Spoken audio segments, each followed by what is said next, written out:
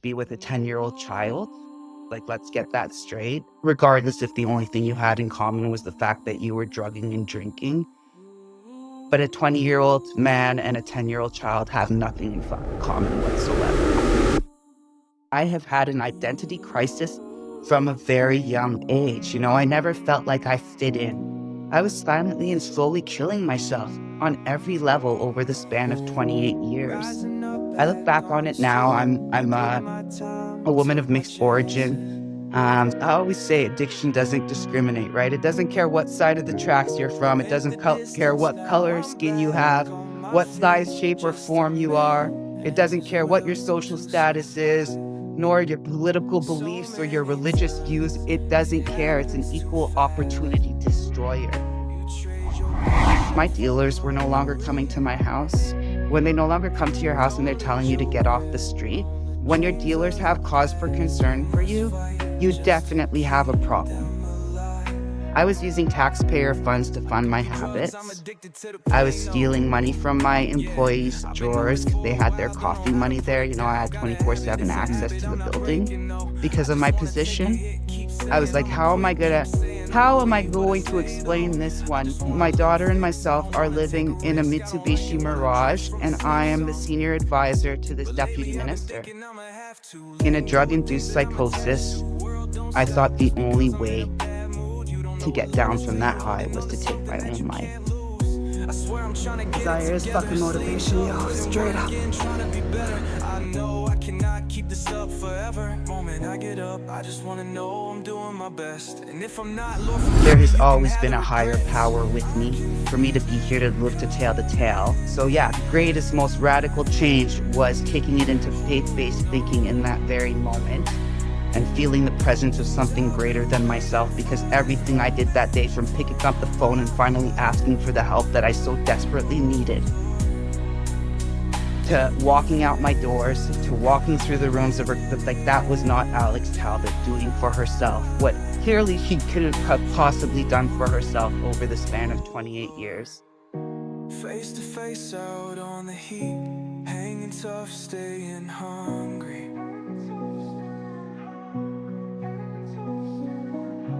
They stack the odds, still we take to the street for the kill. I have those tools and I have the solution today to emotionally cope with life on life's terms. Whether I agree or disagree with those conditions or not, whether I like or dislike those conditions or not, for me, self-care is self-love, self-love is self-respect, and self-respect is self-discipline. And once you have those four under your belt, there lie true higher self and higher power. Got a lot of mood swings. Oh, you wanna tell me something negative? I don't wanna hear what you think. Yeah, tossing in my... You take the work hard, perfectionism type mentality pretty early into physical fitness and nutrition and that side of things. Develop a eating disorder of orthorexia, and then you move into bodybuilding. So how did bodybuilding, how does that help specifically with the orthorexia? Because on the other end of that then is perfectionism around maintaining the perfect body with body dysmorphia and all of that. It was becoming all-consuming. It really was. And I am struggling right now, don't get me wrong. The Patina'd podcast is about the earned wisdom bound in pain. It's about chasing failure, catching it, and using that as an opportunity. It's about scar tissue and sinew. It's about stretch marks and dented fenders and refusing to hide them. It's about pushing our insecurities and shame to the forefront instead of behind us. Instead of seeing rust as something that compromises a structure's integrity, we choose to see it as the grit that builds character. This is the Patina'd podcast.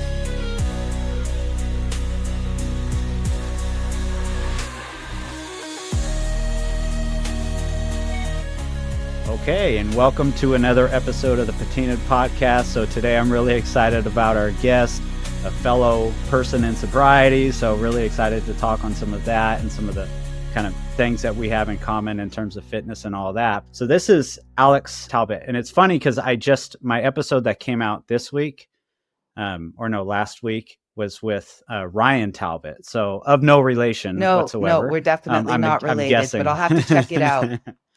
Yeah. So, Alex, before we get rolling into your story and just kind of moving within wherever the conversation leads us, do you mind kind of giving us an intro, some of the things you got going, some of the highlights that would, help people kind of know you from a elevator pitch type way? Okay, I guess so. My name's Alex Talbot, addict and alcoholic, AAA threat. I guess, I'm almost nearing 8 years in my recovery journey. However, on that journey, it's been more of a, recovery to me is not about what program you're working or what program you're not working. It's absolutely a transformative process. And I'm pretty well known on Instagram in the recovery for I don't even look like the same woman I was 8 years ago. So my transformation, mind, body, and soul from the inside out, from the ground up. So that's what we'll really focus on today, and how I've incorporated, physical activity, fitness, competitive bodybuilding, how I strengthen and nourish my recovery to ensure long-term success, and what I bring to others. Because, as much as I'm now a certified health and lifestyle coach, as much as I'm addicted to bettering myself, I'm addicted to helping others better themselves as well, and helping other recovering addicts and alcoholics achieve their overall health and wellness goals. The goal not to be clean and or sober, abstinence, but one component. It's about improving our health and our wellness, thereby improving our quality of lives. If you even look at the definition of recovery in the dictionary, it's to return to health and wellness after injury or illness. So I do look at addiction as a dis-ease, hyphen mark in it. I have a dis-ease of self. I'm not comfortable in, of, within, and by myself.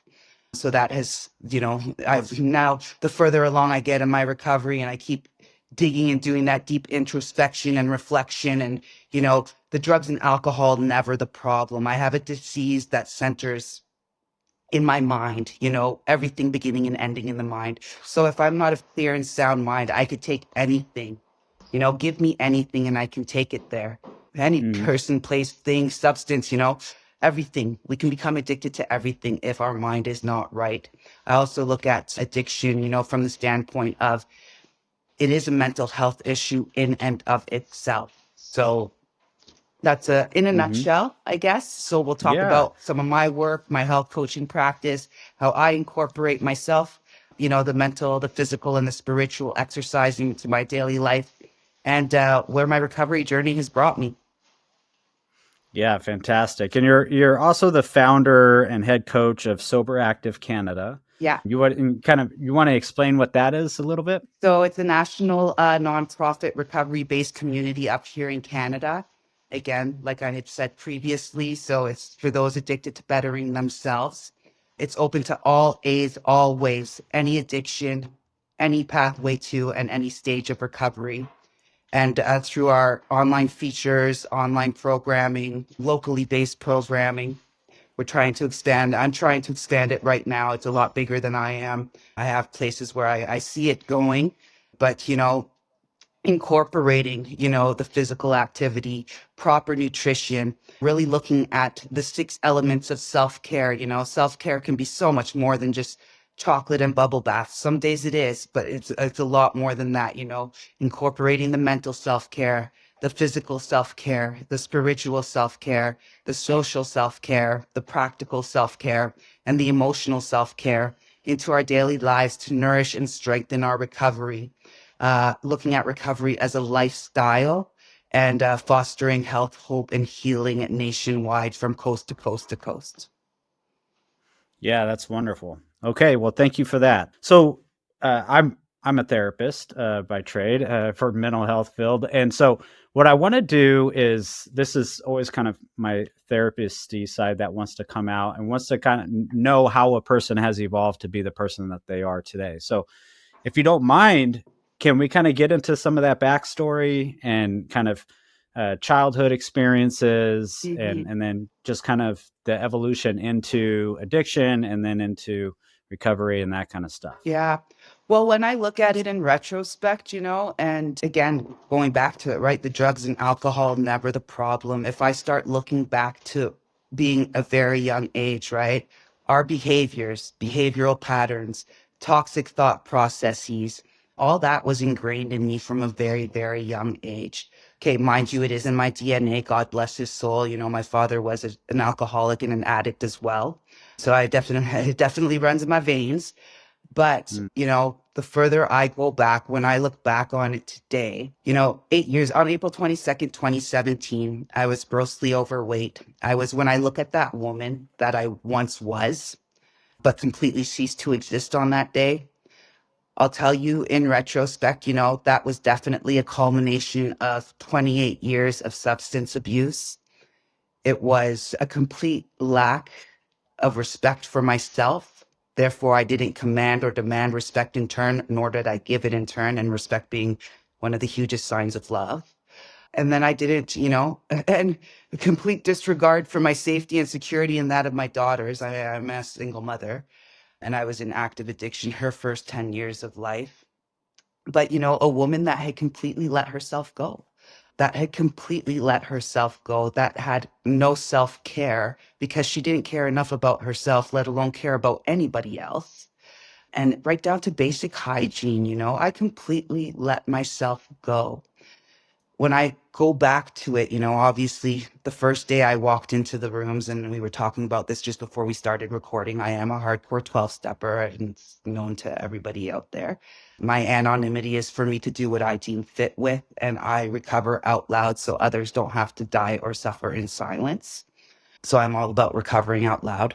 But I am a hardcore 12 stepper. And, you know, if you had told me when I walked into the rooms of recovery on April 22nd, 2017, that you were going to propel me onto a healing journey, onto a self-discovery journey, onto a self-improvement journey, onto a betterment journey, I probably would have ran out those doors and said, what? I got to do some inner work and start facing myself and facing my fears and my resentments and my character defenses that I've been putting up for so, like, I didn't understand all that. I was literally just going there to put a plug in the jug and stop picking up and using. That's all I was going there for. So I would have probably ran out the doors that day.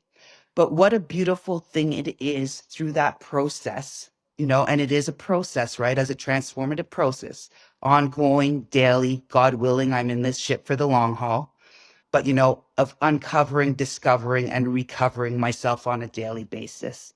So again, going back to the drugs and alcohol were never the problem, but going and finding those childhood traumas, adulthood trauma, even the hardships, the how I was facing life or a lack thereof, you know, by the end of it, I totally, you know, I couldn't face my own responsibilities and obligations, nor was I an accountable human being. I wasn't even a human, you know, I was such a shell of a human being. I was so spiritually bankrupt. And I was bankrupt on every level, even financially and professionally by the end of it. Like that's where it brought me to, right? Like losing everything. Um, I was silently and slowly killing myself on every level over the span of 28 years.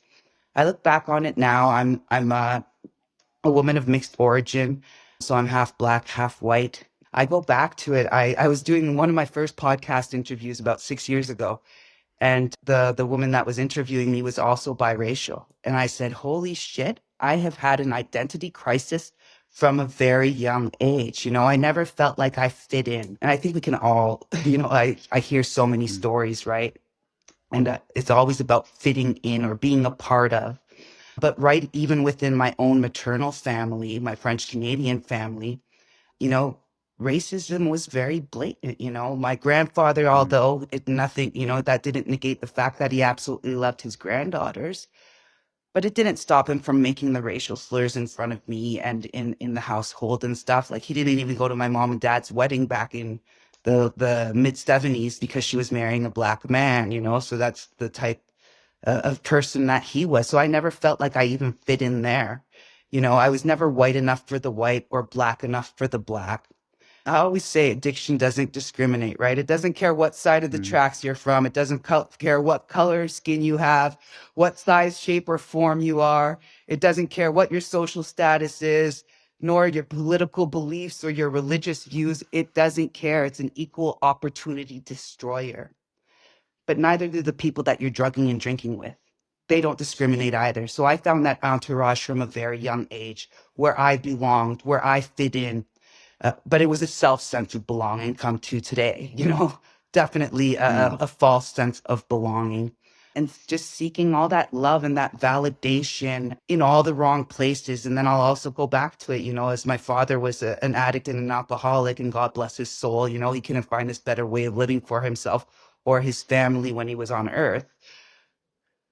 But, come the daddy abandonment issues and trying to seek that male presence in my life from a very young age and that male role model and that male love and companionship. So that led me at a very young age of 10, to start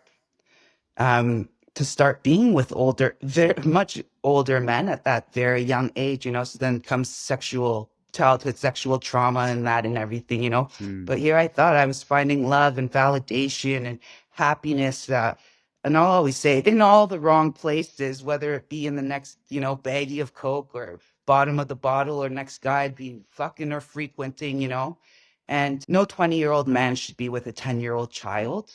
Like, let's get that straight. Regardless if the only thing you had in common was the fact that you were drugging and drinking.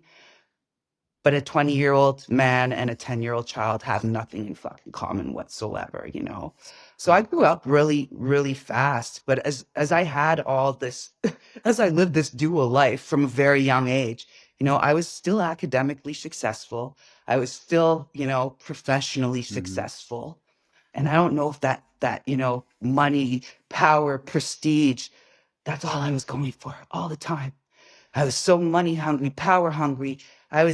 For the longest time, everything was below me and everyone was beneath me.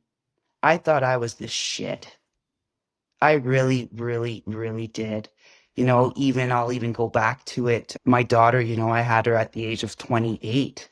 Even there, my first foray into sobriety, though, forced sobriety, for 9 months.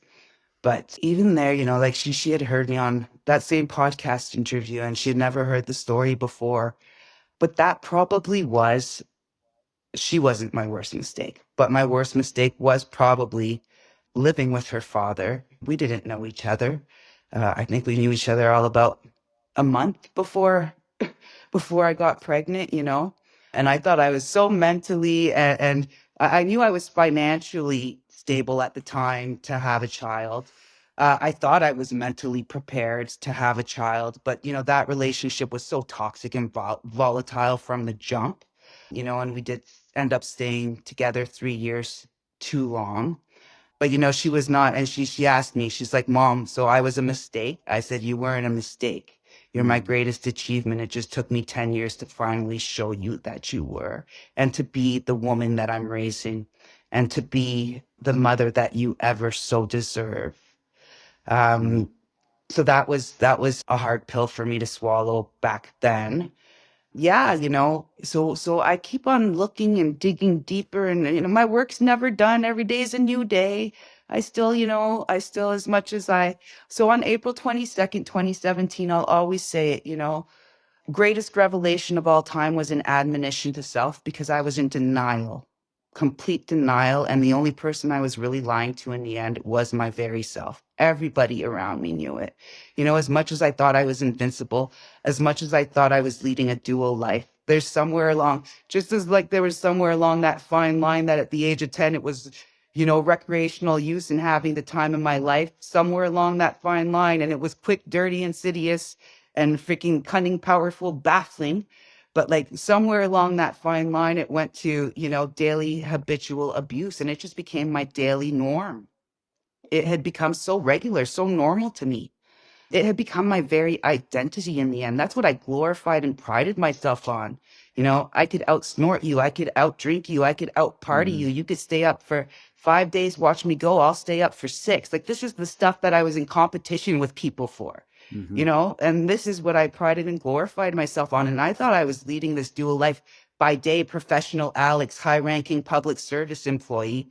I just recently retired from the federal government of Canada with 25 years of pensionable service, but by day, high-ranking public service employee. By night, I was still running the streets. The shit that was going on in my house, like no child No child should have to witness or bear that, and my daughter certainly didn't ask to be born into that lifestyle, which she was, So on April 22nd, 2017, admonition to self, greatest revelation of all time. In that very moment, there was definitely a power greater than me in my room that day. Actually, for me to even have been able to given the chance to make that one split second decision, there has always been a higher power with me for me to be here to live to tell the tale. Um, and then so yeah, greatest, most radical change was kicking it into faith-based thinking in that very moment and feeling the presence of something greater than myself, because everything I did that day, from picking up the phone and finally asking for the help that I so desperately needed, to walking out my doors, to walking through the rooms of her, that was not Alex Talbot doing for herself what clearly she couldn't have possibly done for herself over the span of 28 years. And, greatest act of self-love. And that's where we'll probably get into the fitness, incorporating the fitness and the self-care and everything. But greatest act of self-love is embarking on my recovery journey from that moment forward. The goal not to be clean and or sober, but to love ourselves enough to live lives unaddicted, to where I don't have to reach for a vice to numb out, to escape from reality, to completely check out from reality. When I go into it today, that's step one, and going back again to, everything beginning and ending in the mind. So even my behavioral patterns, that's up here. My faith, a blind faith, that's up here. Everything is up here. So if this is not of clear and sound mind, again, I will take anything and take it there. But, where today I have the tools and the solution and a program, and I say I work a trifecta program, and we'll get into that, nutrition and fitness have proven viable approaches to my recovery, complemented by my 12-step program. But I have those tools and I have the solution today to emotionally cope with life on life's terms, whether I agree or disagree with those conditions or not, whether I like or dislike those conditions or not, because I'll tell you what, life is still happening around me, except life no longer happens to me, it happens for me. So in those moments, the question now becomes, what lesson is to be derived from this situation? I'm no longer a victim of my circumstances. I'm no longer trying to escape myself. I'm no longer trying to run away from my responsibilities and obligations. I think everything today and what my recovery's really given me, and like some legit gifts of recovery, like we could talk about gifts of recovery all day long, but is my character and my integrity today. And I'll go back into it. And, for me, self-care is self-love. Self-love is self-respect. And self-respect is self-discipline. And once you have those four under your belt, there lie true higher self and higher power. Yeah, thank you for sharing that, Alex. So, and I just want to, for a second, highlight for a moment what you're just saying, having the tools to be authentic, having the tools to manage life, manage challenges, not just manage challenges, but lean into challenges. Through a childhood where you're at 10 years old, you're living as an adult, essentially, which is unfathomably inappropriate and not what the human body is supposed to be doing at that age, or the human mind is supposed to be doing at that age. At that time, you're leaning totally on attachment to those parental figures. And you had mentioned, this, what we would say in our field, me being a trauma specialist, would say that that's a trauma response, where you're leaning into perfectionism, you're leaning into being good at all these qualities that can otherwise shine a light on you and maybe get dad's attention on you, or get someone's attention on you, like good grades or whatever. And maybe teachers that don't know what you're going through, or people that don't know what you're going through at home can see and be like, oh man, Alex is killing it. She's such a good, her parents must be doing a good job raising her. Everything's going great. Wow, she's really doing great. And that's what's actually happened there. It's a trauma response. Yeah. What's prior to that age. Like there had to be a ton of trauma that was taking place prior to 10 that was affecting the attachment, like you said, with your father, that was dealing with your sense of identity, self-worth, all these types of things. What was going on within the home? You said your dad was an addict himself. And so what's going on in terms of your treatment with your mother and how she's raising you, and what that looked like from your father? My mother is my angel. I'll say that till I go down to my grave, and till she goes down. She's a living angel. She did, and she'll often ask me today, oh, maybe if I made this decision differently, maybe if I would have done this differently. Or I'm like, no, Mom, you did the best that you could with what you had and what you knew, right? We only know better. We only know what we know, and we can only do better and be better once we know better, right? My mother worked, she was basically killing herself. She worked 3 jobs, 7 days a week to provide for us, never said no to me.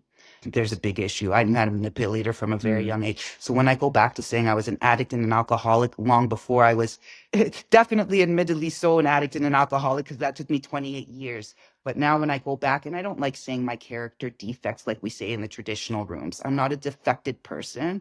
I'm not a bad person trying to get good. I'm a sick person trying to get well. But now when I start looking at my character defenses, the manipulation, the lying, the cheating, the thieving, the ungratefulness. I was a pretentious little bitch from a very, very young age. Even with my mom, taking complete advantage of her. And I knew how to wrap her around my little finger. When I go to that need for instant gratification today, it's so funny because I used the running shoe example with my mother. She'd be working 3 jobs, 7 days a week. And Alexandra, can we wait till my next paycheck so you could get that pair of Patrick Ewings? But no, your next paycheck is in 2 weeks, woman. And I need those shoes, and I need them on my feet tonight. So I will literally sit in front of you at the age of 8 and cry for 2 hours straight until you cave and you drive me to that store and find a way to pay me those $120 running shoes, because in 2 weeks they're going to be out of style anyways. So there you go. How ungrateful I am, how I'm taking advantage of my mother from a very young age, how I know how to manipulate. I'm pretty resourceful, but these are, so when I go look at my character defenses and what I'm putting up to protect myself within myself, right? Or my character maladjustments, I guess you could say. When I look at those things, that was all within me. Like, those were my behaviors. Those were my toxic behavioral patterns from a very young age.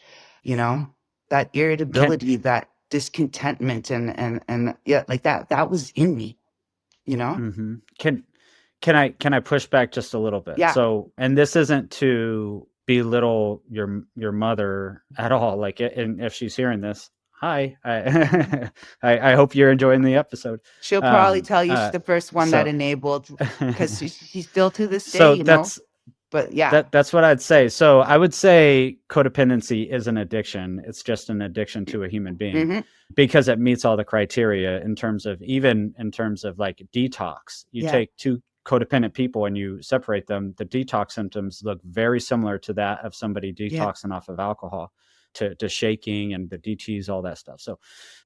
So what I'd say is, if for me as a therapist, I'm sitting in front of little Alexandra, 8-year-old, and she's taken responsibility for her being a little B, for her being manipulative and her being all these things, I'm going to be like, I'm sorry, honey, you were trained to be this way.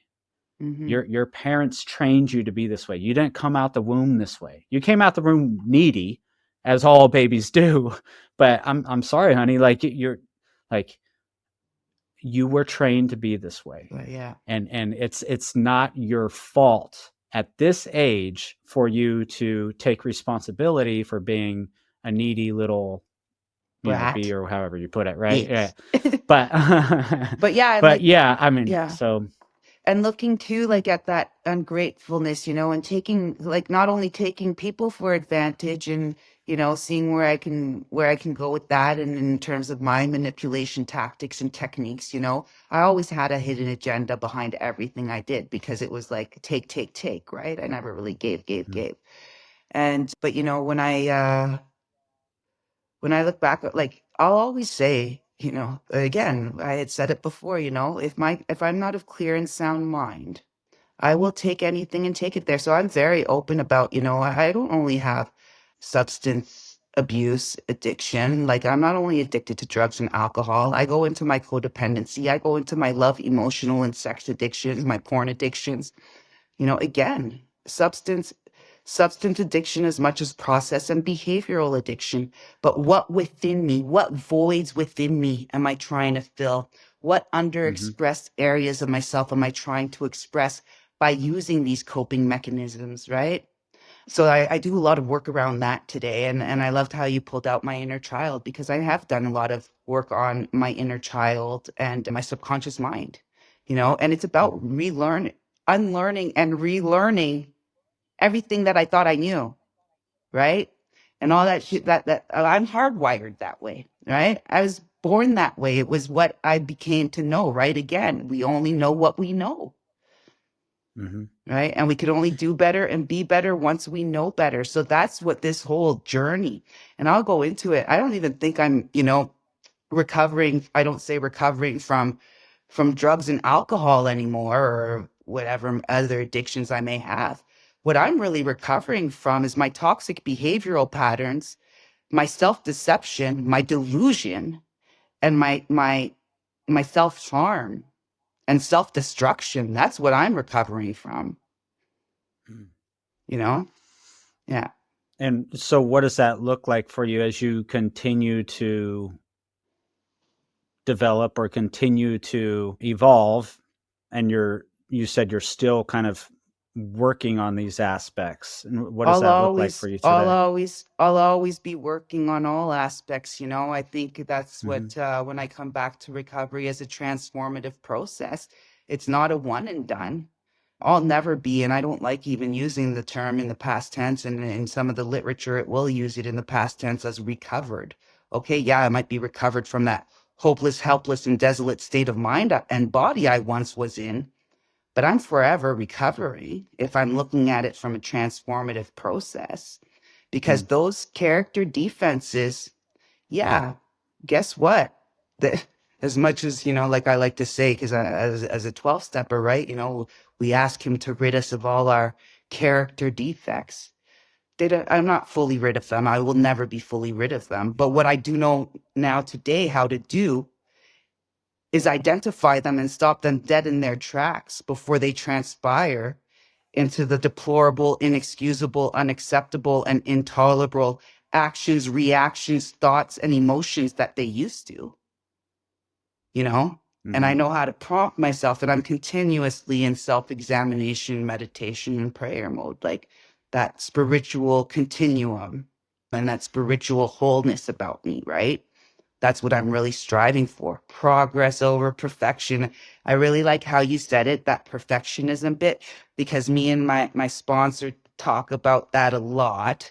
I still do, that'll probably be one of my greatest character defenses till the day I die. But that perfectionism bit, so I try to really steer away from that word today. And I'm striving for excellence and greatness, so competitive bodybuilding bodes very well for my addict brain. Well, we'll talk about that in a second, Yeah. because I do want to hit on that. If we were to go back to this moment of surrender that you had, and what was it? It was April 22, 17, right? Yeah. We go back to this moment of surrender. Can you kind of paint the picture of what got you in that space to ask for help, and who did you ask for help from? Like what was the kind of fill in some of the gaps here? What, catalyst? was it suicidality? Was it like homelessness? Okay, so I needed a few wake up calls. I'll call them wake up calls. Like I guess it's rock bottom going down to the bottom. There's no matter how far down the scale we've gone, apparently the scale fucking goes down very down. But I needed a few wake up calls. Like so those last 2 years, I won't even call them a run. Like that was a complete rampage. Those last 2 years, I had so many wake up calls in those last 2 years. So yes, including near homelessness with my daughter because apparently the bank wants to be paid the money you owe them when you're 7 months in arrears on your mortgage. So I did get served a notice of foreclosure on my condo, but as a resourceful person that I am, I managed to find that money real quick and pay it off, and that didn't stop me there. However, at that time, I had a girlfriend that I had been actively using with. And that's how I met her. But she had, in that period of time, had checked herself into detox rehab, did that whole bit, and was in a fellowship. The intent was there. The will definitely wasn't yet. I didn't get that bit whatsoever. But that near homelessness moment with my daughter. So again, a high-ranking public service employee. I was the senior advisor to a deputy minister, so that would be a commissioner of one of your federal government departments out in the States.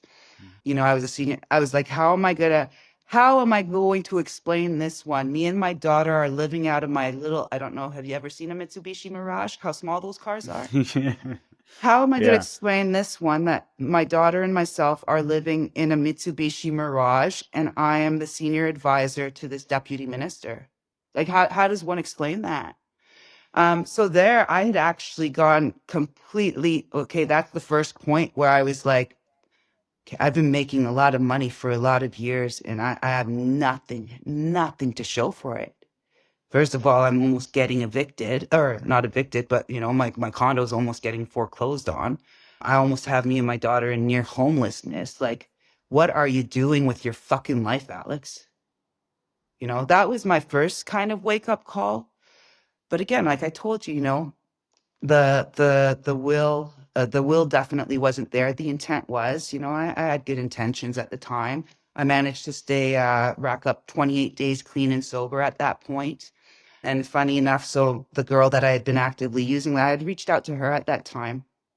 And that New Year's Day, and I'll always go into this little analogy because I think it really is a good reflection of the whole wearing a mask and the facade and the fakeness that I exuded and that I was living, the dishonest life that I was living.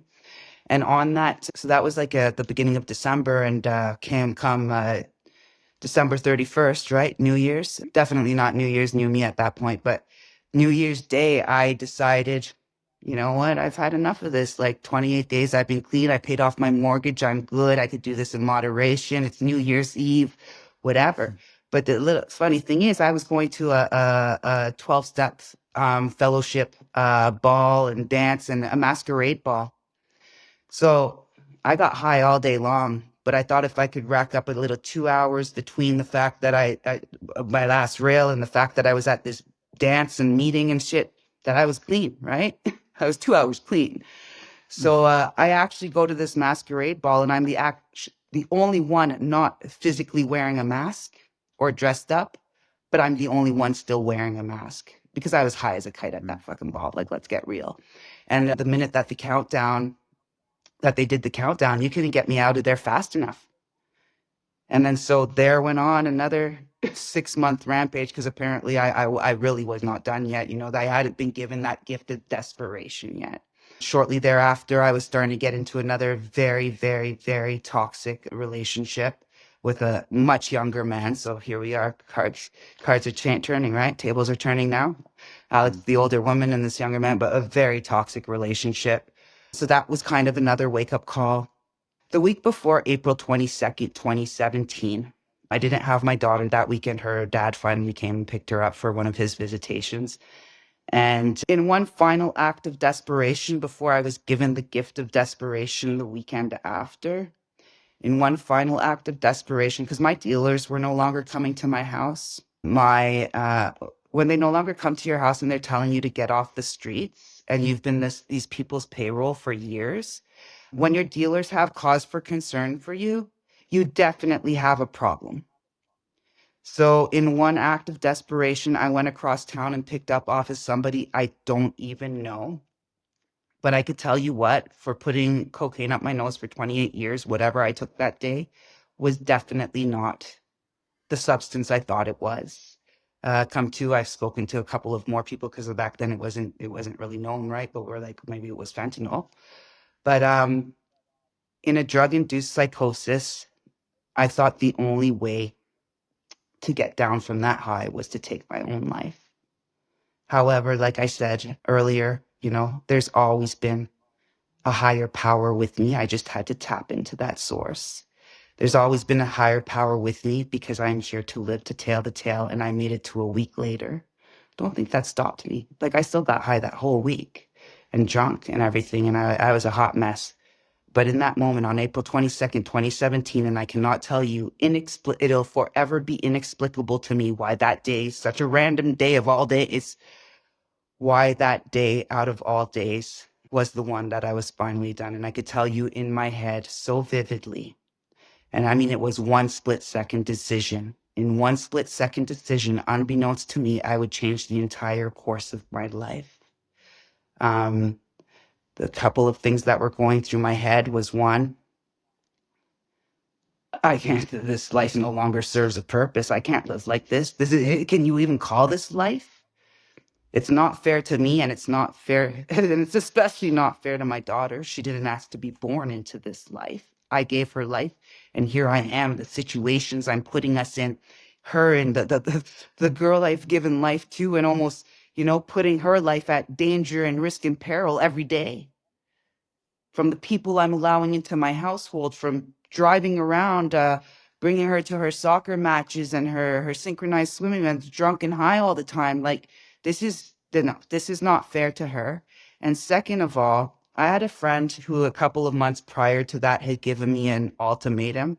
He told me, if you wake up your daughter at 2 a.m. and leave my house right now to go get high, never mind our friendship. I want you to think about one thing and one thing only. Are you the woman you're raising? And I clearly fucking walked out the door at that point. But that came back in my head 2 months later. And she was going to be 10 years old that August, and it was April. And I was like, what kind of a parent are you? It's time for you to step up to the plate. How could you tell her any differently when you started living this lifestyle at the age of 10? Who the fuck are you?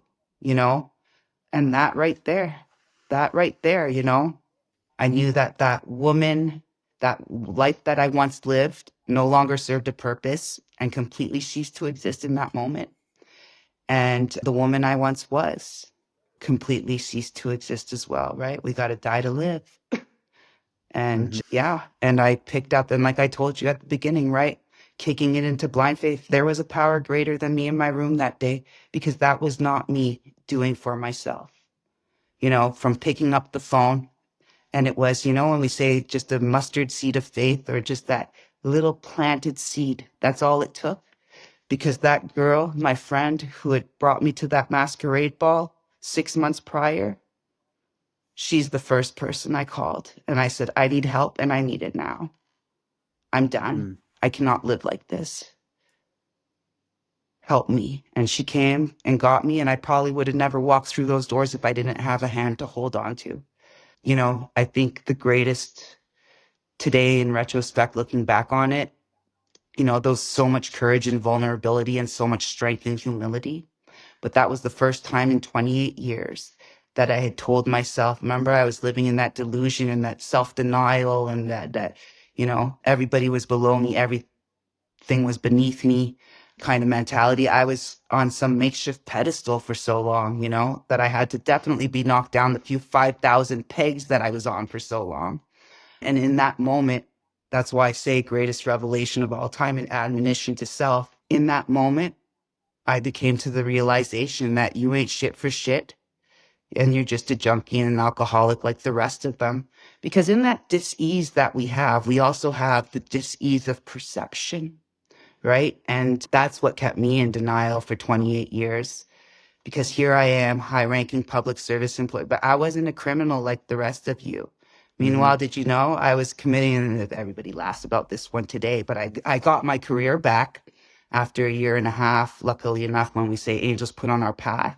But I was 3 weeks into my recovery journey. Thank God I was, because it could have completely gone a different way. And I got summoned into my big boss's office, but I thought I was invincible for that time because don't think it had just recently started.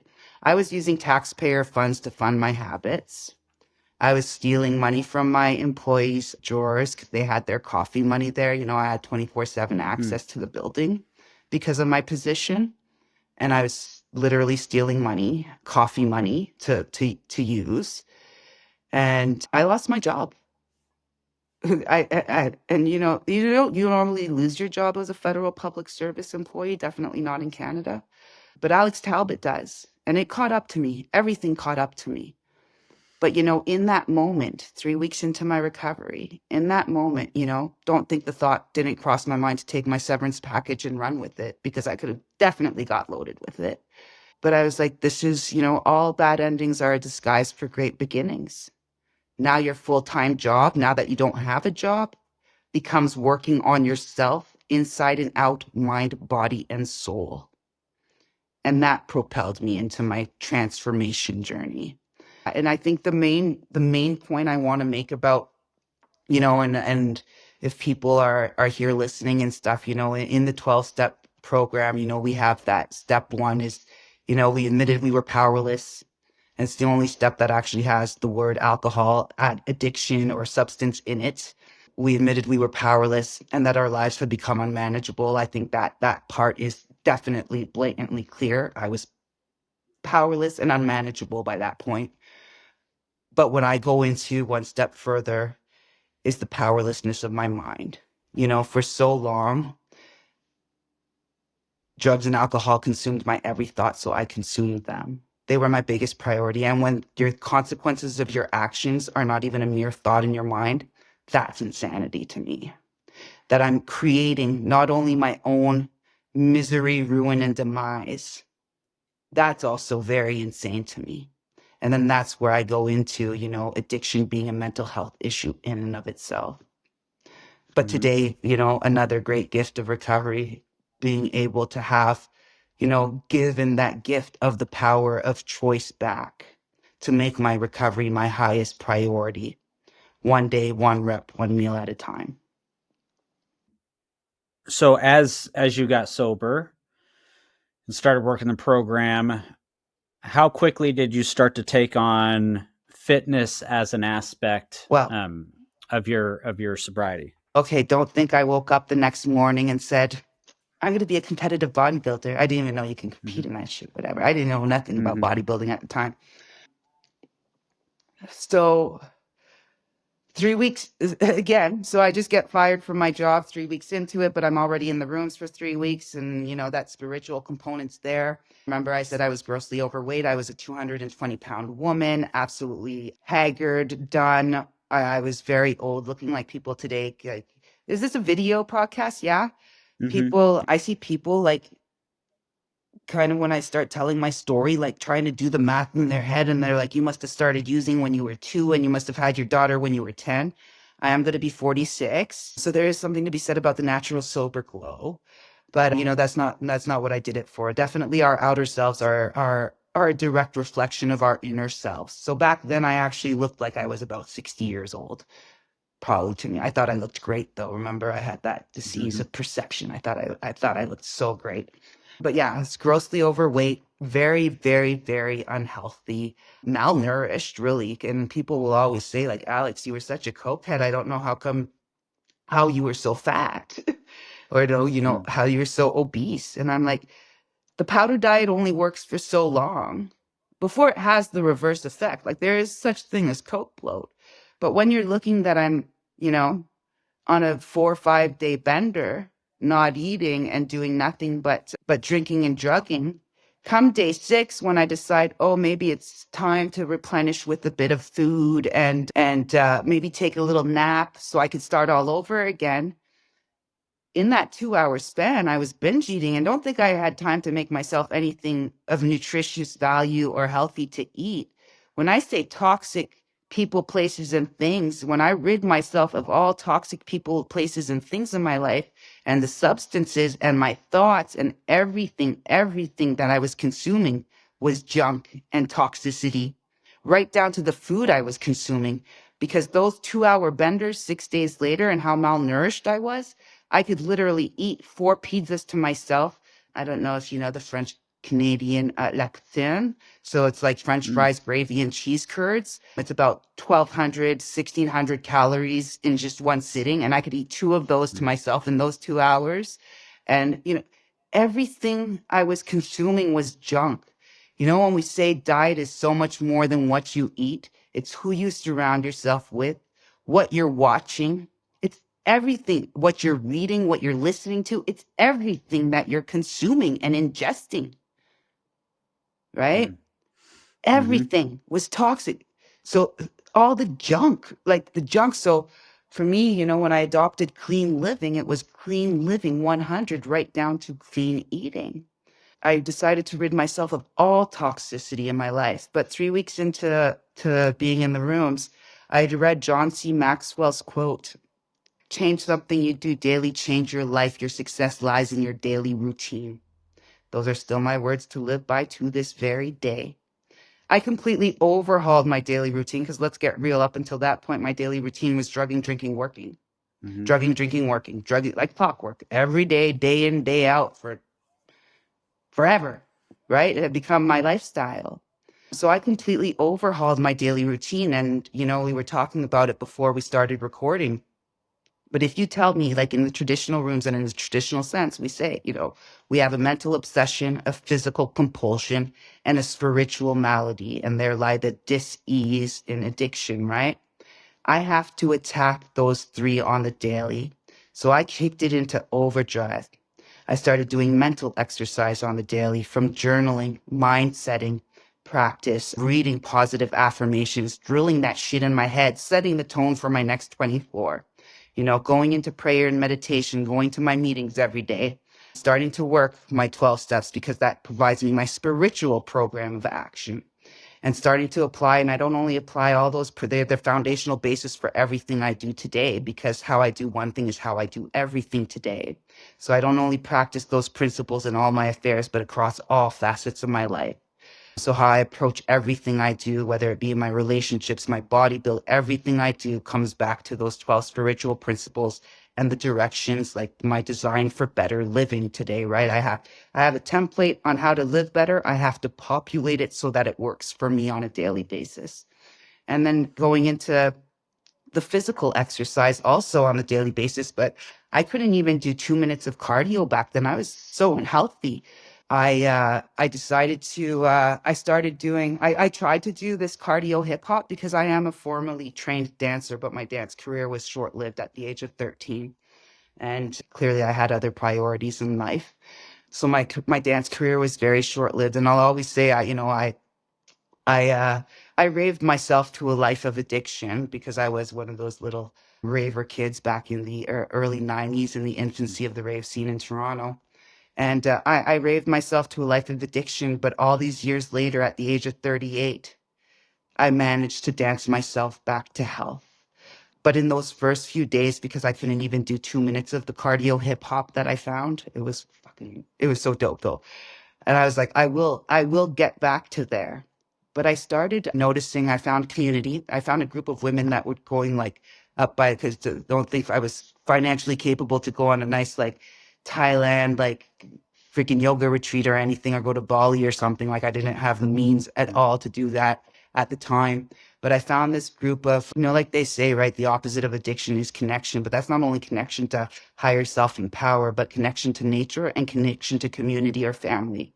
So I found this group of older ladies that were going and doing yoga practice and doing 1-day retreats up in the mountains behind my house. For some 20 years, I've been living basically in Gatineau Park. Like, this nature is my playground and it's in my backyard. But again, I took life completely for granted over that span of time. Never mind that I didn't even when I'd go to the mountains before, it was to go get right crunk, right? Like I wasn't going to the mountains to go take a hike and source the elemental energy and all that shit. But yeah, so I started doing, and I started recognizing really at that point the interplay and the interconnectedness between my breath, my mind, my body, and my soul. And I got into yoga practice very heavily at the time. And then within 3 months, I was able to do that hip hop cardio class that I had tried. And then that launched me into a whole other stratosphere. But remember, like we said, right? You know, I know some people don't like saying it, but like once an addict, always an addict. In that time, as much as I went to, you know, and from the exterior, it looks good because everything's healthy, right? Everything's good for you in moderation, but I'd really taken healthy eating and my clean eating to the next levels and to the next extreme. You know, I lost 100 pounds in 6 months, which is not relatively good and very quick, you know, and people were starting to get concerned about my physical health at that point. But I had taken on and eating disorders, being disordered eating, being very much an addiction, a process addiction, and very much prevalent. And I don't find we talk about it enough in the recovery community because a lot of people are struggling with whether it be from overeating to disordered eating, anorexia, whatever. I actually had orthorexia, which is an unhealthy obsession with healthy eating. I took it there, you know, and that's how I quickly lost those pounds. I had in that time, I started looking up to, you know, a couple of my some influencers on, not some influencers, but people doing great work in the fitness and recovery field online. You know, I have some great influences. Marv, who used to run one rep at a time out of San Diego. He was really incorporating the physical fitness and bodybuilding aspect into his recovery. My great friend, Tom Shanahan out of Manhattan. I don't know if you're familiar with him, but he's the author of Spiritual Adrenaline, a lifestyle plan to nourish and strengthen your recovery. So a lot of my work, and I actually use his book as a reference guide when I'm in my health coaching practice.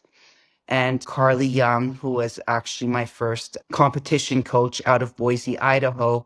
I really looked up to her. You know, she was a business owner. She owned her own gym. She was sober. I think she's coming up on 13 years this year. So she had some good time under her belt back then, but didn't use the program at all. Really keeping sober through her fitness and her lifestyle choices, but a woman of deep faith. Became really close to her, and she said to me at the time, she was like, have you ever thought of competitive body? She had a competition team. Have you ever thought of competitive bodybuilding? I had never even lifted a weight in my life up until that point, you know? It wasn't something I thought of doing. I'm like, what, a competition team? What is all of this? Whatever. Okay, let me try it. But that really had to get my mindset working around, you know, I started to having to take my isolate protein shake, but oh my God, it's processed. I can't do that, you know, and it really got my mindset out of it. Actually, it really helped me overcome that orthorexia and starting to put again other foreign matter into my body, although I'm still pretty clean. But yeah, that really helped me work my mind around that because I had taken it there, you know. But as much as everybody's like, oh my God, Alex is the cleanest eater in the world, how healthy she must be and everything, it was an obsession. Yeah.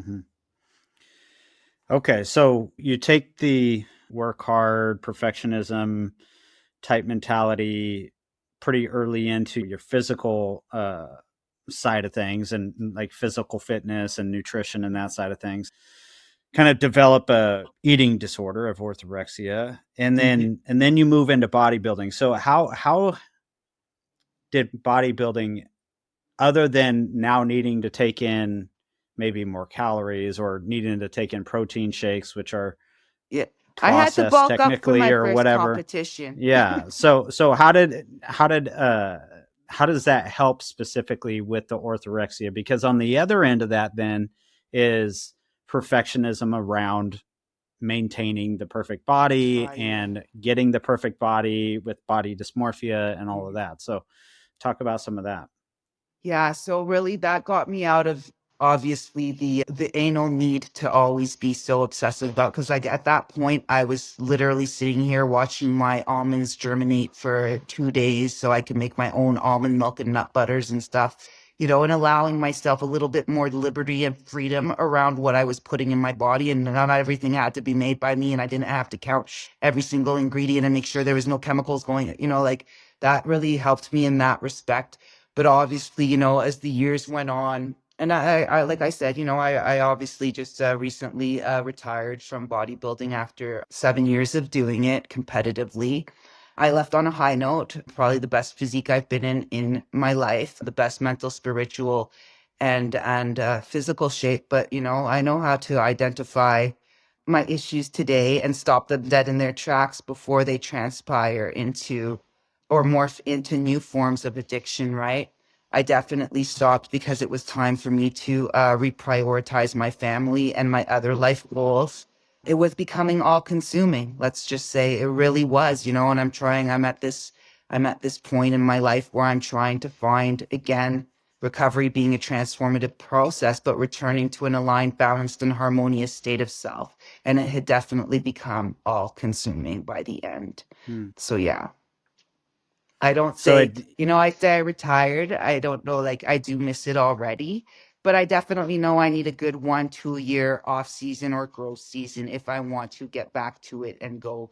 But that'll be in 2 years' time or a year's time. We'll think about it again. But okay. there is a little bit of, because that's what I've known for so long, right? So it's like there is a little bit of loss of sense of self and a little bit of, Mhm. you know, loss of sense of direction. But I do have other goals. You know, I have other life goals outside of that. But, you know, I got to put some things on the back burner to be able to achieve.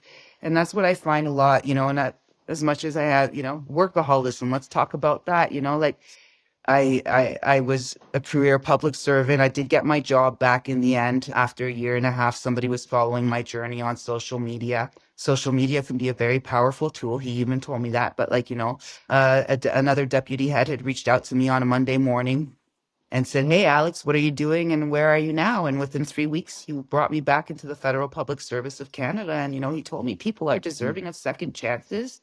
I'm a firm believer in that. And people do change, and I can see it. I know I'm bringing you back at your best, you know, and I'll forever be indebted to that gentleman, to Angel put on my path. And I was recently able to retire, you know, take early retirement with 25 years of pensionable service. Like that's just mind blowing to me, and moved across Canada. Yeah, that's awesome. And so, Yeah. kind of getting back with the Yeah. thing where you kind of were able to recognize with the bodybuilding, it was becoming this thing that was taking too much of your time, becoming too obsessive. So, what does that look like for somebody, you know, in recovery or in sobriety? My bias is 12 steps help give me foundation. I've got Mhm. 18 years of sobriety coming up, and it started with 12 steps. But my evolution in terms of me just being sober and kind of moving, I have my own definitions of things, and I have it. Mhm. I separate the definition between sobriety and recovery. Yeah. But just to kind of skip past that, I'll say kind of developing and evolving within my sobriety or my recovery. I I had to start including physical fitness, nutrition, all these sorts of things. It was just like this huge step within it. And it took me a long time to do it. It took me, I mean, I was 3 or 4 years sober before that even became a thing. So actually more than that, 5 years sober before I even looked at nutrition and exercise, you know. But when I did it, it was like, holy cow, I should have been doing this the whole time. What am I doing? Like, what have I been? I've been wasting so much time being obese and like eating whole pizzas to myself. Like you said, you would eat whole pizzas too. I was doing this in recovery, and then when I started taking my physical wellness and prioritizing that, I realized my psychological wellness took leaps and bounds Mhm. as well. And then I was more open within my spiritual wellness too. Everything just kind of blended into itself. But having said all that, what would somebody being early in sobriety, what kind of, I guess, 2 cents would you put in with somebody being early in sobriety, using physical wellness as a tool, but not using it as now something where it becomes detrimental to them? Mhm. Um, So I think, you know, it's all mindfulness, right? Being mindful, you know, in terms of my eating and when I'm working with other recovering addicts and alcoholics, you know, it's trying to find that sweet spot, that our highest frequency vibe. Everything is energy. We're all energy. Food is energy. Food is life. Food is medicine. looking at eating for health above all else, right? Not depriving ourselves of anything, feeding our body the healthy things, the non-toxic things, and our body will crave that after a while. I always find it funny, like we walk into a meeting room and they got donuts and coffee and, like sugar, sugar, sugar. I'd actually, We're going to take 15 minutes off for a cigarette break too, by the way. So let's just take 15 minutes off for a cigarette break. yeah. Yeah. And sugar is a drug. Like I was just talking about it earlier, like the blood sugar roller coaster and everything. And I could go into depth and detail about this, but when I stopped putting the booger sugar out my nose, I also stopped taking, refined sugar. I had gone to natural sugar and see, like, I've lived some hard moments in my recovery, and that's where it's taken me. When I start seeing my behavior, my toxic behavioral patterns resurfacing based on a toxic relationship I was in. I'll just use this a couple of years as an example. I hadn't touched refined sugar in 6 years, but that's what my addictions morphed into new forms. And I'll tell you what, that one cupcake turned into two cupcakes, turned into me going to the bakery across the street, buying 6 cupcakes as a guise that I was bringing them home to my daughter by the end of the day, and hiding them and eating them in my office within 30 minutes. Hmm. And that went on for days and days and days. I really find my competitive body, because as much as the body dysmorphia and like that restrictive and that regimented and that structure and that discipline and like all that shit, and how it can become all consuming, and obviously it was for me by the end, but it really does help me work around those other issues I have. So I was able to, okay, you know what? I wasn't competing at the time. I said, okay, I'm coming out of off season and focus on a new goal. I want to compete. And then I rarely focus on results, because my outcomes for me today are all predetermined, right? If I was I'm a woman of deep faith, like my higher power has it's all predetermined for me now. So even in my comp preps, I will more so go for what I'm trying to convey, like who's the Alex that I want to portray and convey on that stage. What feeling am I chasing in these next, whatever, let's say 12 weeks of comp prep, right? And that period of time to get me out of that vicious cycle I was starting to find myself in. And that went on for 2 months.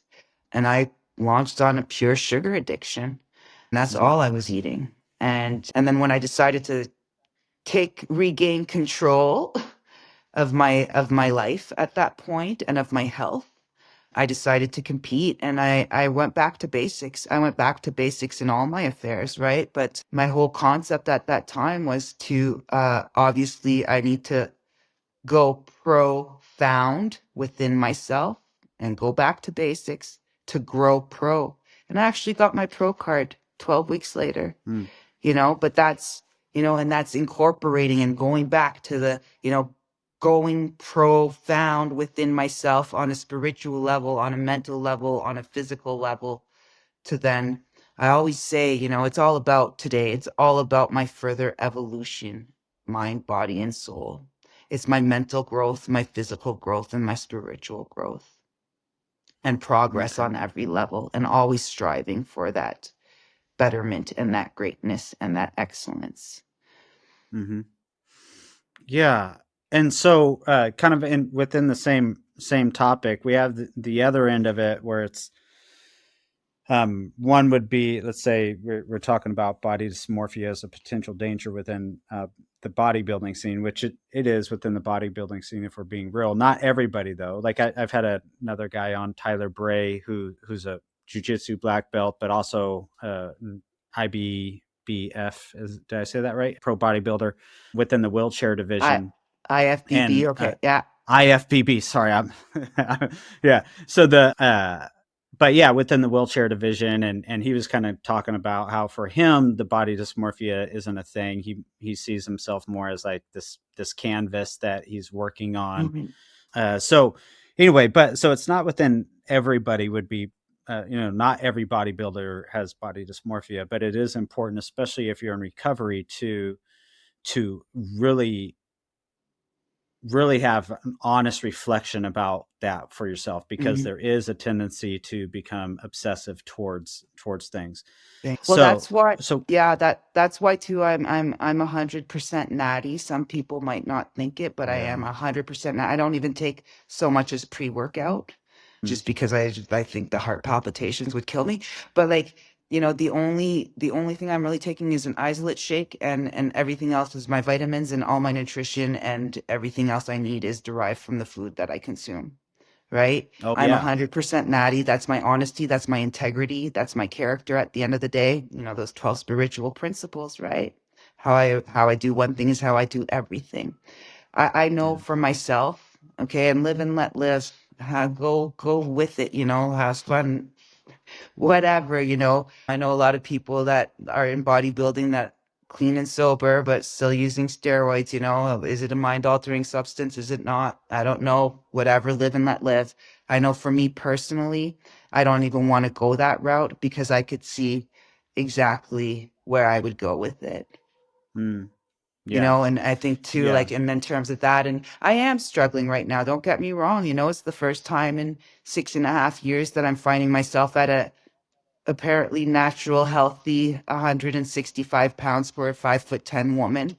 I'd like to sometimes think that I should be walking around stage ready, 365 days a year, except that is highly unhealthy. When we get on that stage, we're probably at the unhealthiest point that we ever are, when we're Mhm. lean and dried and dehydrated and depleted. That's not healthy on that stage. So I got to keep that in mind.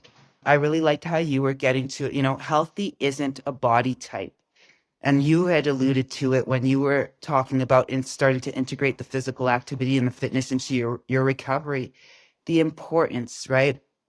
For me, looking at it from the standpoint of, you know, good physical health promotes good mental health and vice versa. And again, when I look at my trifecta program of nutrition, fitness, recovery, or nutrition, fitness, and spirituality, or mind, body, soul, whatever, right? When I'm looking at my trifecta program and having to do my exercise in all those areas every day, day in and day out, you know, it's like a three-legged stool, right? If I take away one leg of that stool, it'll collapse. I can also see when I'm starting to go off kilter because I'm either putting too much energy and focus and attention in one aspect and Mm, not the other. Again, coming back to recovery as a transformative process about returning to an aligned, balanced, and harmonious state of self. So it's always a play. I'm a work in progress. I'm always trying to mhm. balance out mind, body, and soul. Yeah.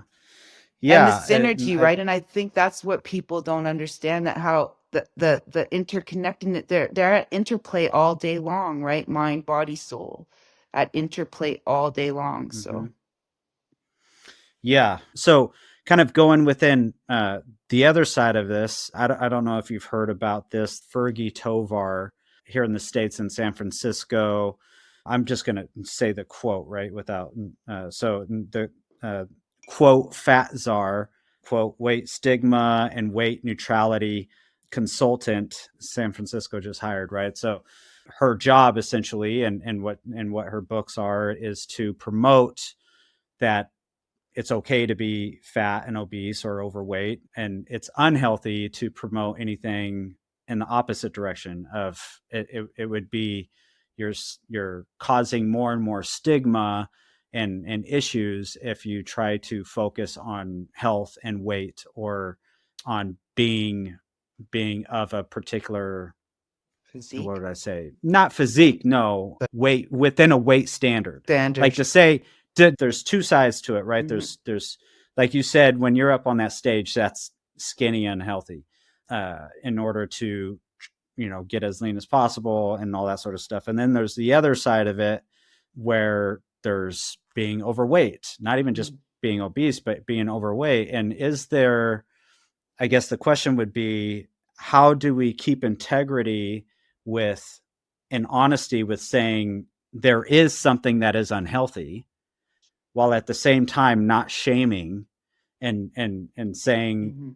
I don't know. Like for me, I'm saying, I don't know San Francisco. I don't know if that's a good thing to say it's okay to be obese or I overweight. don't know either, Canada, but what I can tell Yeah. you, right? Like I think in that sense, again, healthy isn't a body type. So Hmm. even if, no matter how skinny you are, and like, let's not shame skinny people or the stigma there, you know what I'm saying? I think it all comes down to your overall wellness, right? Your overall well-being, mind, body, and soul against that harmonious balance.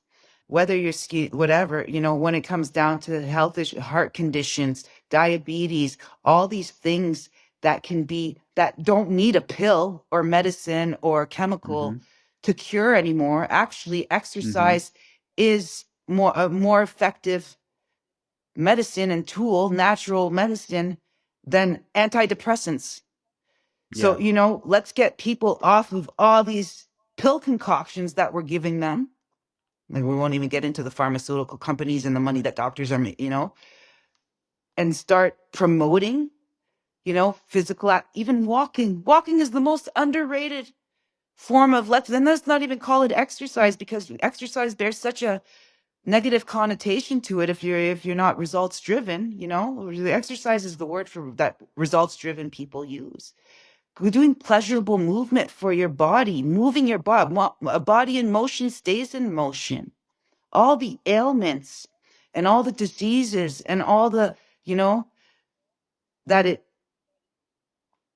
helps, or that that you could avoid by incorporating simple, natural, let's call it a tool, I guess, tools and cures in your life. Like, you know? So I don't care what size you are. It really comes down to your overall health and well-being. Mm. So, if I were to hear that a version of me, let's say 12, no, a little bit more than that, let's say 15 years ago, were to hear that, like, I didn't know how unhealthy I was. I knew how unhealthy I was according to the scale and the image that I could see in front of me. Like, if I was being honest, I could be like, okay, I'm clearly obese here. Mhm. But I couldn't tell you, because I didn't know otherwise. I couldn't tell you that mental health wise, I was on the brink on a regular basis, like of pushing the edge, which may put my sobriety in danger. Mm. I couldn't tell you that my spiritual wellness was weak at best, even though I was learning and educating myself on with my higher power, God. I'm a Christian, so I was like going to discipleship programs and doing this stuff. But so I was seeking, but I was weak. I was still weak in that area, Mhm. and a lot of that impacted because of the size I was. And so you take that person I was, and even within what you're saying, like there's not a body type of health, and I would agree with that to a point, because I would say my body type at that point was 100% unequivocal unhealthy. And I didn't even know it. I couldn't tell you. And it Mhm. wasn't until a doctor actually kind of put me into a corner a little bit and kept asking me question after question until I would have felt like the biggest loser in the world if I would have said, no, I can't do that challenge you're asking me to do. Essentially, this doctor, she said, question after question, can you try this? Can you try this? And I had all these excuses for why I couldn't do these things. And then she's like, well, how much TV do you watch? I'm like, I watch a lot of TV. Okay, what do you watch most of? And it happened to be NBA season. So I said the Kings. And she's like, well, can you just walk in place while you're watching TV? I Mhm. would have felt like the biggest loser in the world if I would have said, no, I can't walk in place while I'm watching TV. And so that was the start of my physical health journey, That's was what. just walking in place. Mhm. But if I were to hear you or someone say that 15 years ago, that no, you can, healthy isn't a body image, I would have latched onto that, like, and been like, good, I don't need to do this thing. Mhm. Like, even though there's a part of me that knows I should, I have another reason to avoid it, or I have another reason not to address this current issue that's going on with me. Mhm. Yeah. Again, though, and then like looking back on it today and using your particular case, you know, do you see areas where was it food addiction? Was it you not being of clear and sound mind and taking something there? Was it you using food as a substance to self-soothe and self-medicate? Because listen, Absolutely. food, I we need food to live. So it is a very socially acceptable substance, right? Yeah. So I to your questions, I would say absolutely. Absolutely. I was abusing food, and I would say anybody that is that size is likely abusing food. Let's say 98% of people. There might be some people with some rare condition, right? Very Mm, small percentage, but almost everybody who would be the size that I was would also answer yes to that question if they were being honest. yeah. So then like to that point, you know, then goes the dis-ease of addiction right there, Mm-hmm. right? And the disease that we have and the sickness that we have and why we're using it as a substance to self-soothe, self-medicate, to escape, to numb out, to, you know, Mm-hmm. to all do all those things, to not emotionally cope with life on life's terms, you know? Mm-hmm. And the dis-ease of again, perception, the denial that we're in, the lies and narratives we tell ourselves about ourselves, you know? Mm-hmm. Yeah. Yeah. Yeah. I'm so yeah, for me, I'm in the space where I'm trying to handle how do we have honesty with addressing the concerns of the obesity crisis. In America, there's an obesity crisis, like I think, yeah, I 50, think all of North 50%. America, I think all of North Yeah. America, yeah. Yeah. Something like 50%. 70% are overweight, 50% are obese. I might have just fudged the numbers on that. When I edit this, I'm going to be like, I fudged the numbers. But anyway, I'm trying to, with grace, with empathy, trying to address that problem in a way to where it isn't shaming, but also there's accountability. I'm not sure exactly what that looks like, other than with grace and empathy, say there is an element of weight that can equate to health. hmm Not saying that weight does equate to health, but maybe the opposite, where healthy does equate to weight or Yeah. weight does equate to health. I don't know what I'm saying here Putting at this point, putting but my putting my health coach cap on, and you know, like it goes beyond again fitness and nutrition, right? It really comes mm-hmm, down to the psychology behind everything, the mindset behind everything, the mental health aspect and being of right and clear mind. But I always come back to it with my clients, you know, it's not so much what we're eating, right? You have to incorporate everything, finding out, just like in recovery, the why underneath the why. The why underneath the why. I would be super promiscuous. I'd have codependency issues. I'm trauma bonding. I'm using drugs and alcohol. The why underneath the why are those my behaviors, you know? And until we know the why underneath the why, we can't take course corrective measures. We can't learn from our mistakes, right? So really coming down to the why underneath the why around why you're eating, not so much what, but mm-hmm, okay, so that goes into the what you're eating, who you are when you're eating, why you're eating, when you're eating, where you're eating, as much as your physical environment, when, the time of days that you're eating, you know, and really looking at it from all angles so that you do come into it from a mindfulness, right? Again, mm-hmm, a mindfulness perspective and to eat for health above all else. You mm-hmm, know, so I think in those cases, it's really to try to figure out the why underneath the why. You know, and then if you're having physical ailments from it, like let's get, you know, obesity is linked to things like diabetes, the heart conditions, and these are easily cured or prevented through proper nutrition and exercise, you know? mm-hmm. It Yep. doesn't have to get as far as it gets to. But I think also, you know, yeah, like drugs and alcohol, right? Like There's a McDonald's on every street corner. You guys even have Carl's Jr. and Sonic. Actually, where I moved to in Calgary has a Carl's Jr. and I think I might have to try it. But fast food is everywhere. Supersize me, like in the United States. I couldn't even believe when I was in Florida like 6 years ago with my daughter. Like I'm at Ponderosa and there's like a buffet before my main entree, like, and I get a full access to a buffet, which should have been my meal before I had like 3 servings at the buffet table before I got my entree, which was like an oversized steak, portion control. Like, does anybody do portion control around here? And honestly, here in Canada, like apple crumble is a dessert. That would be on a dessert, not beside the pasta. Mm. Like it's just everywhere in the marketing and the, Yeah. It's an issue. Okay, so you did kind of talk on this, but I want to maybe give you a moment to even expand on this.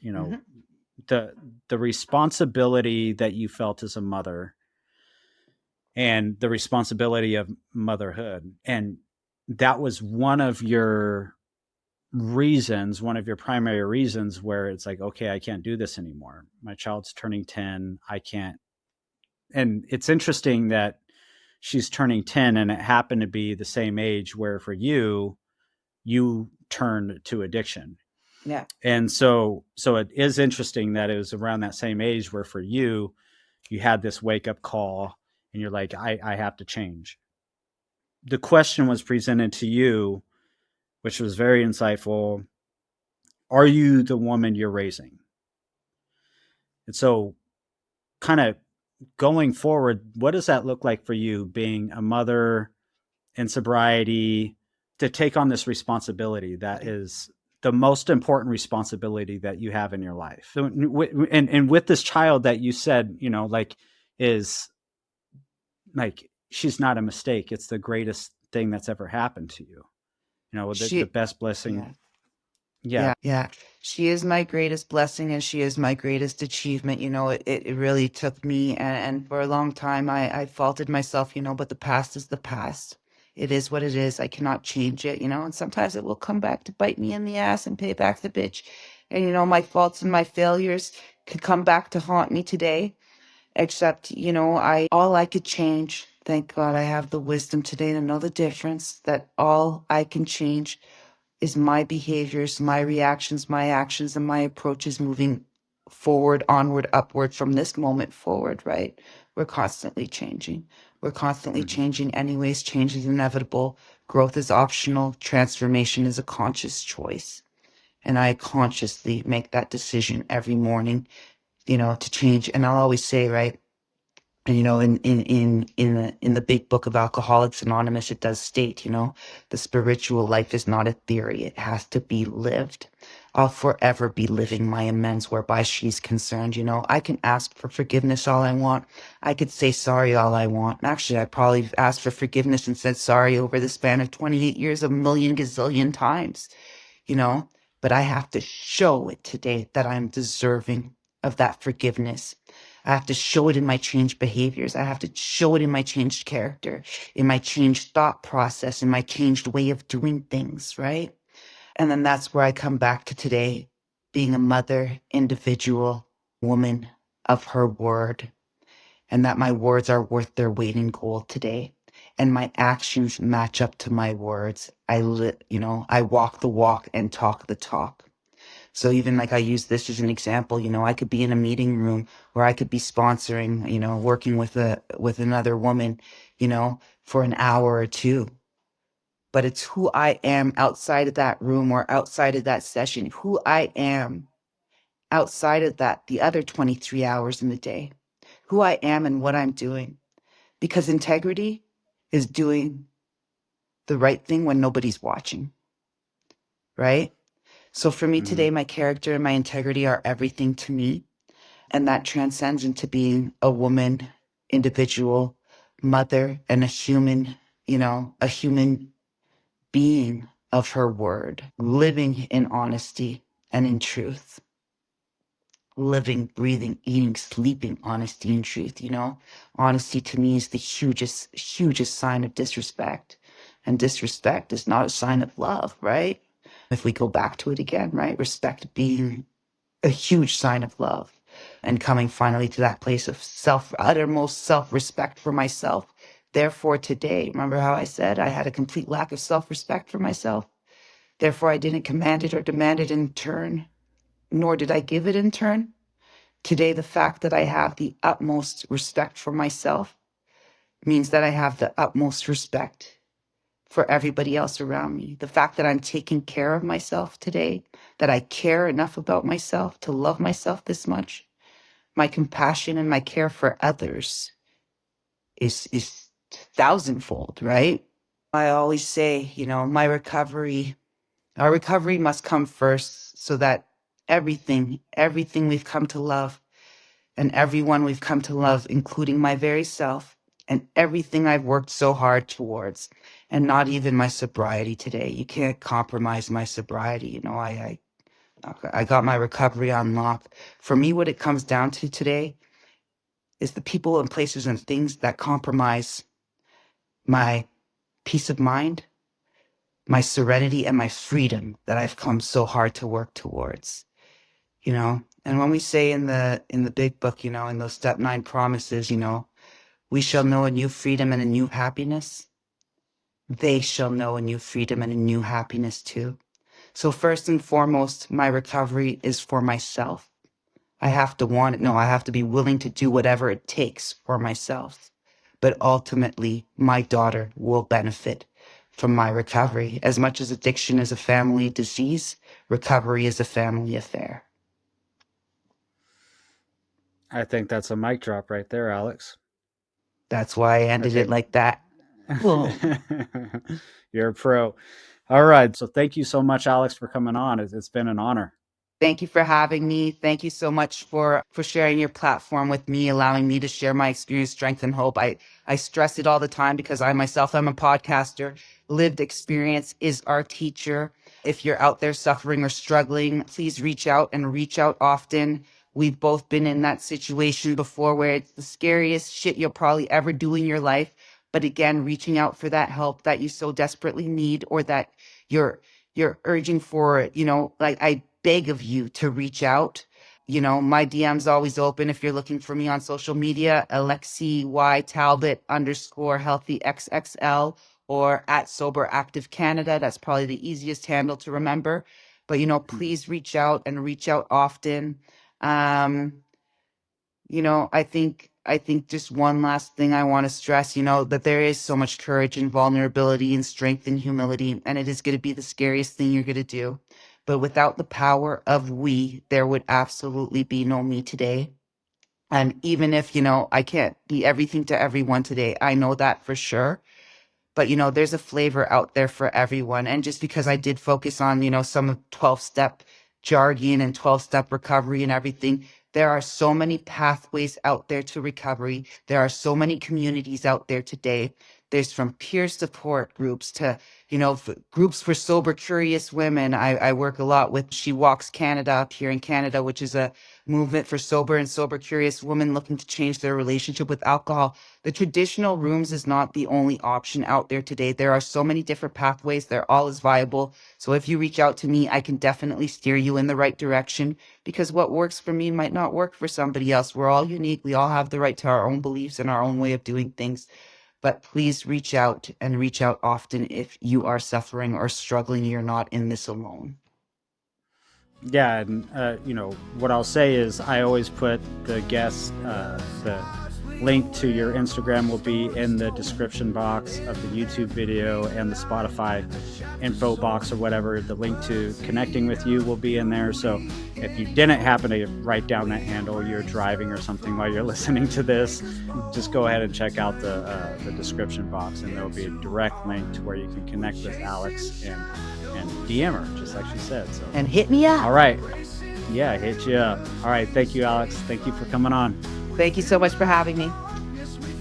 Thank you for listening to this episode of the Patina'd podcast. There are other shows that emphasize resilience, but my intent is to normalize personal development through embracing challenge by interviewing the common man and woman, the person that you and I can relate to.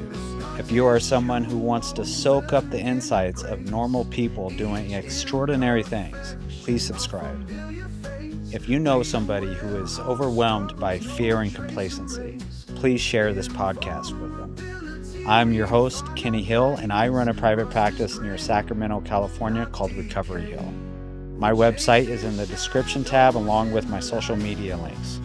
Embracing failures, wings take flight. Within the darkness we find our